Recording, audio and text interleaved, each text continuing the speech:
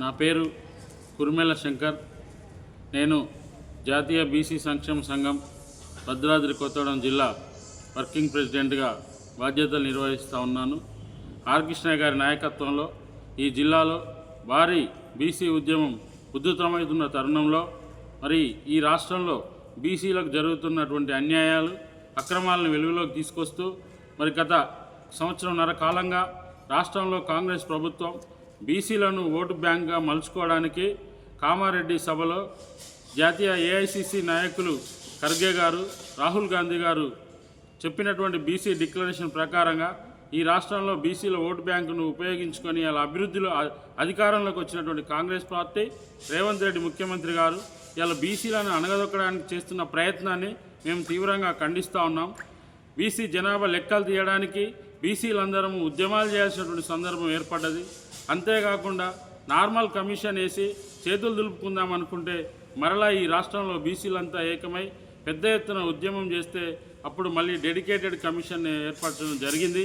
కానీ ఎప్పటికీ ఈ ప్రభుత్వం మళ్ళీ లెక్కలు తీసినటువంటి లెక్కలు సజావుగా లేకుండా తప్పుడు లెక్కలను చూపిస్తూ మరి రిజర్వేషన్కి ఆటంకం కల్పించే విధంగా లెక్కలు చూపిస్తున్నటువంటి ఈ విషయాన్ని మేము ఈ రాష్ట్ర ప్రభుత్వం తప్పుపట్టిన విధానాన్ని మేము తప్పుపడుతూ ఉన్నాం. జాతీయ బీసీ సంక్షేమం ఖండిస్తూ ఉన్నాం.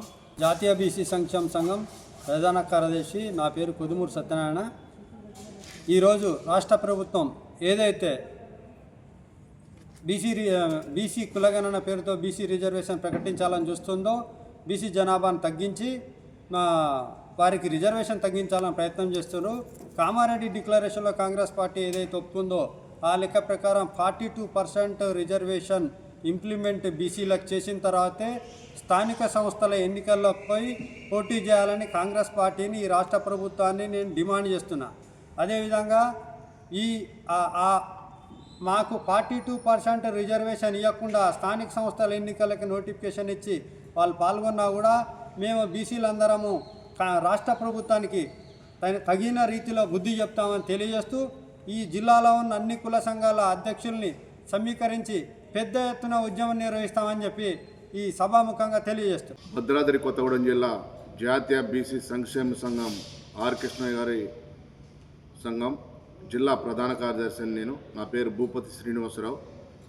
కామారెడ్డిలో డిక్లరేషన్ 42% బీసీలకు స్థానిక సంస్థ ఎన్నికల్లో రిజర్వేషన్ కల్పిస్తానని ఈరోజు మోసపూరితమైన హామీలు ఇచ్చి గద్దెనెక్కిన సీఎం రేవంత్ రెడ్డి తక్షణమే రాజ్యాంగపరంగా రాజ్యాధికారంలో చట్టాన్ని తీసుకొచ్చి 42% బీసీలకు రిజర్వేషన్ కల్పించాలని, అంతేకాకుండా బీసీలకు సప్లాన్ కూడా ఏర్పాటు చేయాలని, అంతేకాకుండా రాబోయే రోజుల్లో ఖచ్చితంగా ఏవైతే 6 గ్యారంటీలు ఇచ్చిండో అదేవిధంగా 450 హామీలు 6 గ్యారంటీలను అమలు చేయాలని, అంతేకాకుండా బీసీలకు 42% రిజర్వేషన్ ఇస్తానని ఈరోజు మోసపూరితమైన హామీలు ఇచ్చి 42% ఇచ్చాను, నేను ఎంపీడీసీలకు బీసీలకు ఏదో చేస్తాను అది ఇది అని అంటున్నాడు.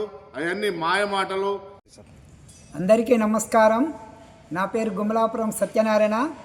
నేను మన యొక్క రాష్ట్రానికి బీసీ రాష్ట్ర ఆర్గనైజింగ్ సెక్రటరీగా పనిచేసినటువంటి సీనియర్ బీసీ నాయకులము. గతంలో ఎన్నో పోరాటాల ద్వారా మరి బీసీలకు కొన్ని మాత్రమే లభించినాయి.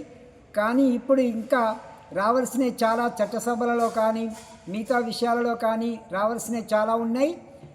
ఆ సందర్భంగా మరి మనకి కామారెడ్డిలో ఏర్పాటు చేసినటువంటి 42% డిక్లరేషన్ది బీసీలది అది అమలుపరచాలి వెంటనే.